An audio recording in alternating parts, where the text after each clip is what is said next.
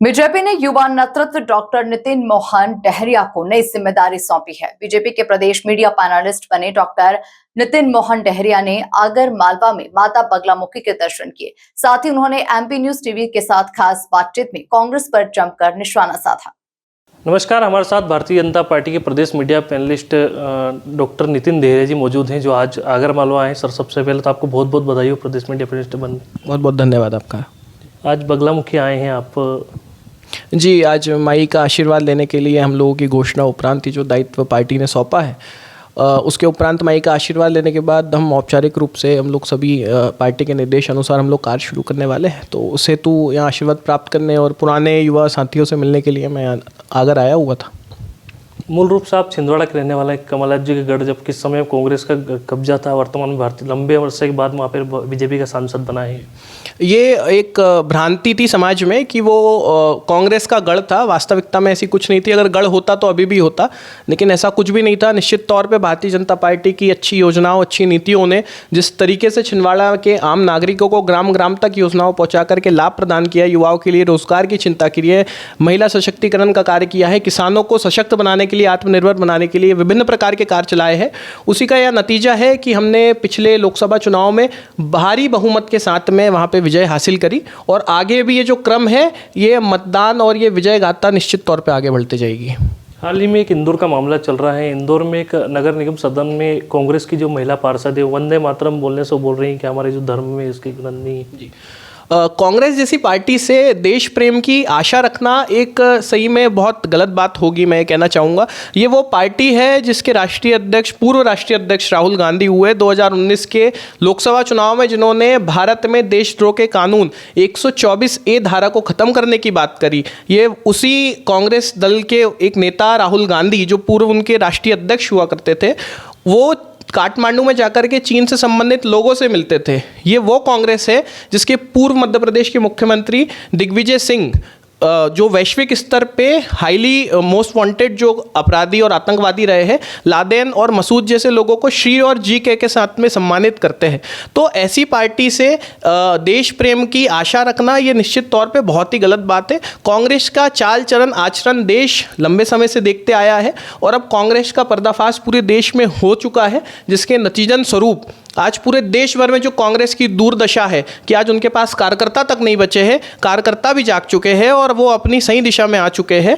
इस तरीके का कांग्रेस का पर्दाफाश पूरी दुनिया भर में हुआ है, ना सिर्फ भारत देश में हुआ है, और कांग्रेस का पतन निश्चित तौर पे हो चुका है।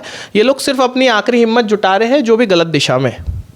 कांग्रेस पार्षद का जो उनका ये भी कहना था कि जो सामने बैठे थे वो भाजपा के पार्षद थे, वो जबरदस्ती बुलवाने का प्रयास कर रहे थे उनसे, तो इसलिए नहीं बोल पाए। नहीं, ऐसा कोई विषय नहीं है। देखिए, मैं आपको एक विषय बताता हूँ कि असम के श्रीभूमि में 25 अक्टूबर 2025 को एक विषय हुआ कि श्रीभूमि में कांग्रेस की औपचारिक जिले की बैठक में बांग्लादेश का राष्ट्रगान गाया गया। जब भारतीय देश में कांग्रेस का चाल चलन आचरण अगर किसी एक जिले की बड़ी बैठकों में इस तरीके का होता है, जिसमें असम के मुख्यमंत्री माननीय विश्वेश्वर जी ने जो कार्रवाई की है, एफआईआर के लिए भी आदेश प्रशासन को दिए हैं, वो ऑन रिकॉर्ड से, जब ये एक जिले में हो रहा है, तो निश्चित तौर पे कांग्रेस की जो पट पार्टी है वो निश्चित तौर पे देशद्रोह के कदमों निशान पे चल रही है। और उनसे देश प्रेम की आशा रखना और कांग्रेसियों से इस तरीके की आशाएं रखना निश्चित तौर पर बहुत गलत बात है। और बहुत ही दुर्भाग्यपूर्ण विषय है कि भारत देश में रहने के बाद में वो हमारे लिए इतना ज़्यादा जो पूजनीय है, वंदे मातरम, जिसके गायन के लिए हजारों युवाओं ने फांसी को चूम लिया, उसका गायन करना कांग्रेसियों को गवारा नहीं है। निश्चित तौर पे ये बहुत ही दुखद घटनाक्रम है और इस पे मैं एकदम अपना खेद जताता हूँ। और इस तरीके के लोगों को, कांग्रेस को, प्रदेश अध्यक्ष जीतू पटवारी को और इनके राष्ट्रीय अध्यक्ष खड़गे साहब को सार्वजनिक तौर पे, राष्ट्रीय स्तर पे माफ़ी मांगने की आवश्यकता है। इससे हमारे भारत देश के करोड़ों देशवासियों की भावनाएं आहत हुई है। वर्तमान में भी हाल ही में 33% महिला आरक्षण को लेकर लोकसभा में बिल पेश होने वाला है। जी, निश्चित तौर पे देखिए, ये बिल जरूर अभी पेश हो रहा है, लेकिन हमारे देश के यशस्वी प्रधानमंत्री माननीय श्री नरेंद्र मोदी जी का जो विज़न है, जो मिशन है, वो महिलाओं को आगे ला करके नेतृत्व प्रदान करने का एक सूर्य से उनका उद्देश्य रहा है।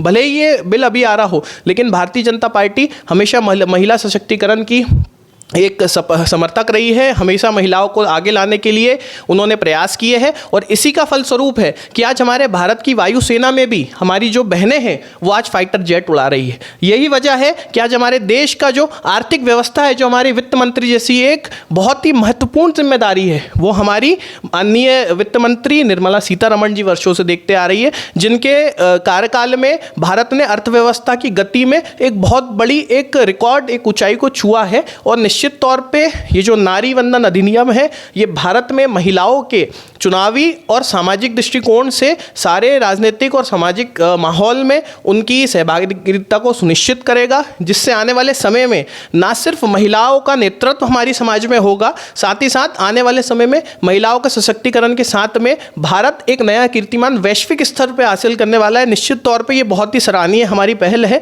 जिसके लिए भारतीय जनता पार्टी बहुत लंबे समय से कार्य करते आ रही है। और ये जो है, ये भारत के इतिहास का सबसे स्वर्णिम समय है, जो 16 अप्रैल को पूरे वैश्विक स्तर पे इतिहास में रिकॉर्ड होने वाला है। कांग्रेस प्रदेश अध्यक्ष जीतू पटवारी ने एक बयान भी दिया है कि जो मध्य प्रदेश की जो मोहन सरकार है, पूरी भ्रष्ट सरकार है, बिना कोई भी मंत्री ऐसा है जो बिना पैसे लिए काम नहीं कर रहा, रिश्वत लिए काम नहीं कर रहे हैं।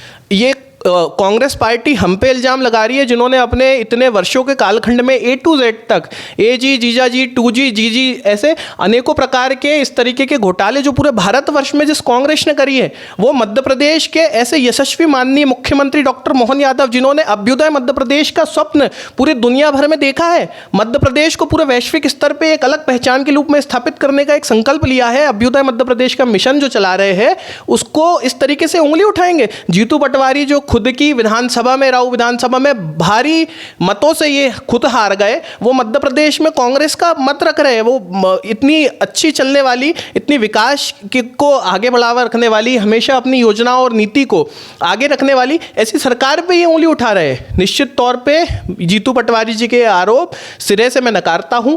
जीतू पटवारी जी को अपना वाक संयम रखने की आवश्यकता है, खुद आत्ममंथन करने की आवश्यकता है कि उनकी क्या खामियां रह गई जो वो खुद की विधानसभा में हार गए। ये उनके लिए चिंता का विषय है। दूसरी एक और विषय है जो मैं आपको बताना चाहूंगा कि ये जो वर्ष 2026 है, ये कृषि कल्याण वर्ष के रूप में माननीय मुख्यमंत्री मोहन यादव जी ने ये सोचा है।